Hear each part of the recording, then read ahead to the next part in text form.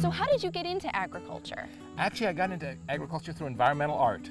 Back in the late 60s and early 70s, we were making large-scale environmental art in museums and public places. As part of that, we were living on a farm, on an abandoned farm here in Oxford, and there was wonderful fertile soil, and a couple of my friends had some experience in gardening with their families, and I learned a little bit, and it just got me hooked on growing. And I read a lot of books, learned Yule Gibbons, Stalking the Wild Asparagus, learning the value of plants and learning to identify the wonderful wild plants, and also about the effects of the way we manage the land on things like water and air and those sort of things. You found a passion. Yes, but the passion is not so much for me to put full time into growing, but I couldn't live without growing. But it's for helping people understand the importance of agriculture, the role food plays in our lives, that food is our most important connection to the environment after air and water. So we really need to change the way we relate to food in order to fix some of the things that are a problem with this planet. And now, climate change is such a big issue, as well as the loss of biodiversity. And both of those are addressed in some sense by a local organic food system. The local food system cuts out the energy, and I'm including in that a lot of home gardens, community farms, really agriculture almost everywhere. And in early 70s, as soon as I bought this land, I got involved with NOFA, the Northeast Organic Farming Association. And in the early 80s, I helped start the Connecticut chapter, and that's where I work now, mostly full-time, doing education and advocacy work and trying to encourage more organic farming and gardening and connect consumers with the farmers who are out there, because there's just wonderful organic farmers in Connecticut and sustainable farmers. Right, but there really is, and when you start discovering it, it's like, wow, there's like this world of local and organic farms in this area, Yeah.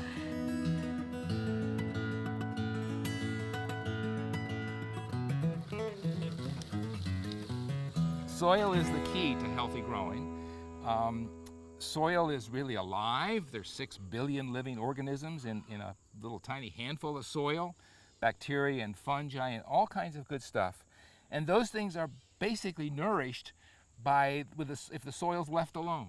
The soil doesn't want to be tilled, as little as possible disturbed, and with plants growing on it, because the plants are actually exuding things from their roots into the soil, which are feeding the soil organisms, the appropriate soil organisms that live sort of symbiotically with the roots and help them find nutrients. It's this unique balance between the plants and the soil and the whole thing. So organic growing uses natural materials, ideally as local as possible.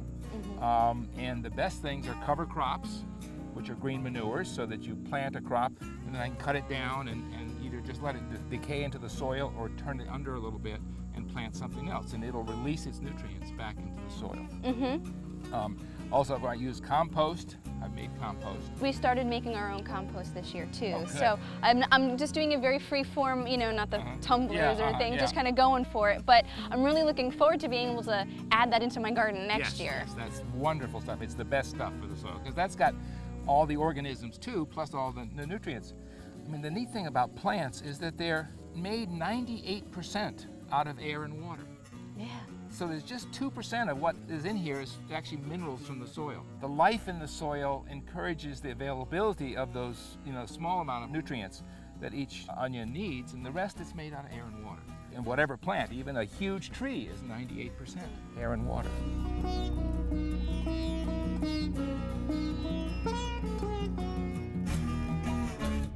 I'm amazed by the whole process, especially now that I'm trying to figure out how to do it for myself. Yes. So. Since food is our most important connection to the earth and our most important energy source, it really is something we need to, all be more involved in very directly. Absolutely, I could not agree more. I know you could. All right, is there anything else that you want people to know about NOFA or? Well, they should know that NOFA exists. There's a website, nofa.org. which you'll get to there's 7 state chapters of NOFA in the Northeast, and you can connect to those NOFA chapters through the nofa.org website. Okay. NOFA does farm tours. We're doing on-farm workshops about CSAs, we're working with an incubator farmer project to get new farmers, because really what we need is more farmers in Connecticut. And we need creative ways to connect those farmers with the land that's available that needs farming, and get them the resources they have to be able to live, to store equipment, to have water, have fences so that we can use, really the best farmland in Connecticut to grow food for people here. Awesome, fantastic. Thank you so much. I You're appreciate very it. welcome. Thank you.